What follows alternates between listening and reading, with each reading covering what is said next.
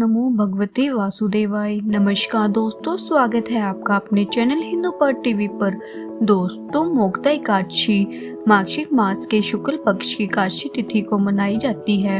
इस दिन गीता जयंती का भी उत्सव मनाया जाता है। जानते हैं मोक्ता एकादशी का महत्व और इसकी व्रत कथा के बारे में। वीडियो को शुरू करने से पहले वीडियो को लाइक करें और चैनल को सब्सक्राइब करें। मोक्ता एकादशी का महत्व।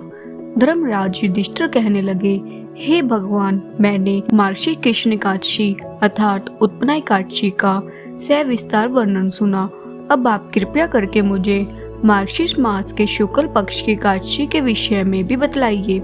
इस एकादशी का क्या नाम है तथा इसके व्रत का क्या विधान है, इसकी विधि क्या है, इसका व्रत करने से किस फल की प्राप्ति होती है, कृपया यह सब विधान पूर्वक कहिए।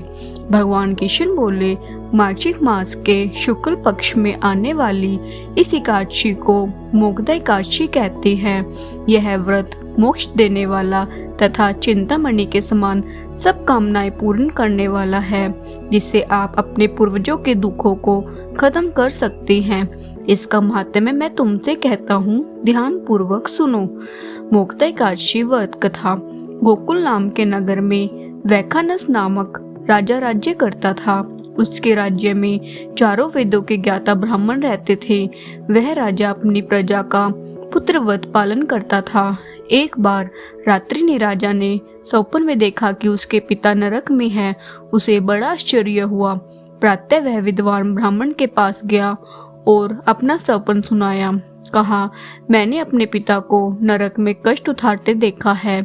उन्होंने मुझसे कहा है कि हे पुत्र, मैं नरक में पड़ा हूँ, यहाँ से तुम मुझे मुक्त कराओ। जब से मैंने यह वचन सुने हैं तब से मैं बड़ा बेचैन हूँ। चित्त में बड़ी अशांति हो रही है। मुझे इस राज्य, धन, पुत्र, स्त्री, हाथी, घोड़े आदि में कुछ भी सुख प्रतीत नहीं होता। क्या करूँ? राजा ने कहा, हे ब्राह्मण देवताओं, इस दुख के कारण मेरा सारा शरीर जल रहा है। अब आप कृपया करके कोई तप, दान, व्रत आदि ऐसा उपाय बताइए जिससे मेरे पिता को मुक्ति मिल जाए। उस पुत्र का जीवन व्यर्थ है जो अपने माता पिता का उद्धार न कर सके। एक उत्तम पुत्र जो अपने माता पिता तथा पूर्वजों का उद्धार करता है, वह 1000 मूर्ख पुत्रों से अच्छा है। जैसे एक चंद्रमा सारे जगत में प्रकाश कर देता है, परंतु हजारों तारे नहीं कर सकते। ब्राह्मणों ने कहा, हे राजन, यहाँ पास ही भूत भविष्य वर्तमान के ज्ञाता पर्वत ऋषि का आश्रम है। इस समस्या का हल वे जरूर करेंगे।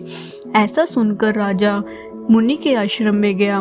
उस आश्रम में अनेक शांत चित्त योगी और मुनि तपस्या कर रहे थे। उसी जगह पर्वत मुनि बैठे थे। राजा ने मुनि को साष्टांग दंडवत किया। मुनि ने राजा से सांगोपांग कुशल पूछी। राजा ने कहा, महाराज, आपकी कृपा से मेरे राज्य में सब कुशल है, लेकिन अकस्मात मेरे चित्त में अत्यंत अशांति होने लगी है। ऐसा सुनकर पर्वत मुनि ने आंखें बंद की और भूत विचारने लगे। फिर बोले कि हे राजन, मैंने योग के बल से तुम्हारे पिता के कुकर्मों को जान लिया है। उन्होंने पूर्व जन्म में कामातुर होकर एक पत्नी को रति दी, किंतु सोच के कहने पर दूसरी पत्नी को ऋतुदान मांगने पर भी नहीं दिया। उसी पाप कर्म के कारण तुम्हारे पिता को नरक में जाना पड़ा।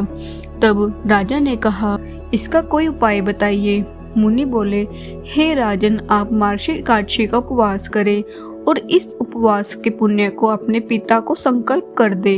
इसके प्रभाव से आपके पिता की अवश्य नरक से मुक्ति हो जाएगी। मुनि के वचन सुनकर राजा महल में आया और मुनि के कहने के अनुसार कुटुंब सहित मोक्ता एकादशी का व्रत किया। इसके उपवास का पुण्य उसने पिता को अर्पण कर दिया। इसके प्रभाव से उसके पिता को मुक्ति मिल गई और स्वर्ग में जाते हुए वे पुत्र से कहने लगा, हे पुत्र, तेरा कल्याण हो। यह कहकर स्वर्ग चले गए। मार्गशीर्ष मास की शुक्ल एकादशी की मोक्ता एकादशी को जो व्रत करते हैं उनके समस्त पाप नष्ट हो जाते हैं। इस व्रत से बढ़कर मोक्ष देने वाला कोई व्रत नहीं है। इस दिन गीता जयंती भी मनाई जाती है। साथ ही यह धनुर्मास की एकादशी भी कहलाती है। इस एकादशी का महत्व कई गुना और भी बढ़ जाता है। इस दिन से गीता पाठ का अनुष्ठान प्रारंभ करें तथा प्रतिदिन थोड़ी देर गीता अवश्य पढ़ें। बोलो विष्णु भगवान की जय।